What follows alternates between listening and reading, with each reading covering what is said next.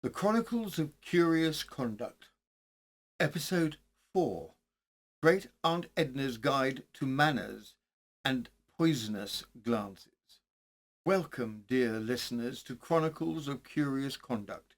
Today, we once again pry open the lavender-scented correspondence box of the formidable Great Aunt Edna, self-appointed doyenne of deportment, moral order, and passive-aggressive hospitality. In an era when table forks had more rules than Parliament and a well-deployed eyebrow could crush a soul, Aunt Edna was society's final word on manners, and the occasional side eye with lethal undertones. Here now, in her own words and rather sharp pen, we present a few extracts from Great Aunt Edna's Guide to Manners and Poisonous Glances. On formal introductions, one must always introduce a gentleman to a lady, never the reverse, unless the lady has recently won a duel or owns the entire village. In such rare cases, the gentleman may curtsey slightly.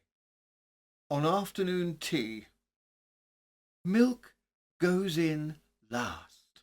Sugar only if your character is weak. Biscuit should be offered once, declined once, and then inhaled like contraband under the table. A tea cake should never squeak when bitten. If it does, discreetly blame the cat and dispose of it beneath a potted fern. On receiving compliments, well-bred lady never accepts a compliment directly. Instead, she demurs modestly, then immediately records it in her compliments diary under the heading Public Confirmations of Superiority. On unwanted admirers, the key is silence. Stare just past them as if detecting a ghost or a moral failing.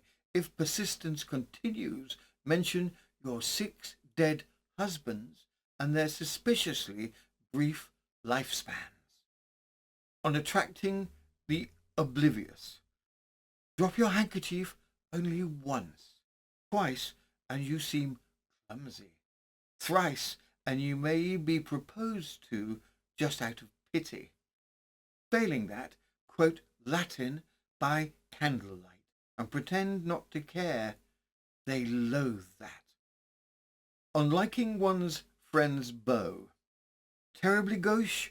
Absolutely not. Unless, of course, he's a duke or owns a hot air balloon. Then, and only then, proceed with caution, laced gloves. On hair colour after 50. Darling, at our age, we do not ask permission, we give instructions. Dye it violet, lavender, or vengeance red. Just ensure the hat matches. Remember, modesty is for funerals. On poisonous glances, social correction is an art. Never speak when a look will do. One raised eyebrow equals you disappoint me. 2 equals you shall never marry into this family, and a prolonged gaze plus a biscuit dunk, you are now a cautionary tale. On the can-can, Paris, 1892. Stretch first or don't. It adds to the drama. Kick high, kick proud, and never lose your garter mid-routine. That's how revolutions start. Always finish with a curtsey and a vague sense of regret. On dinner parties, never arrive early, that's for servants. Never arrive on time, that's for the unimaginative. Arrive fashionably late, bearing an air of mystery and a bottle of something stronger than gossip.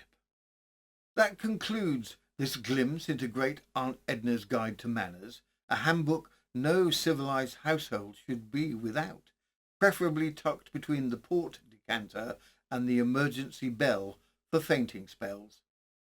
This has been Chronicles of Curious Conduct, and I'm Robin Coles, reader of dubious advice, unpaid etiquette intern, and a host of A Peculiar Company.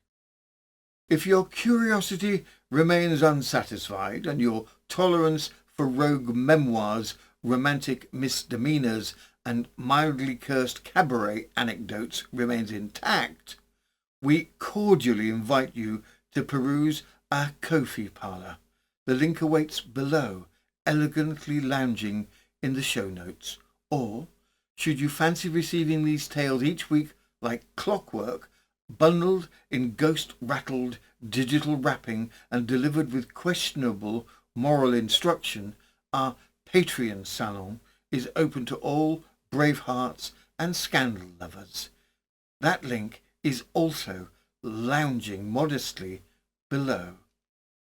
Until next time, behave impeccably, or at least make it look like you did.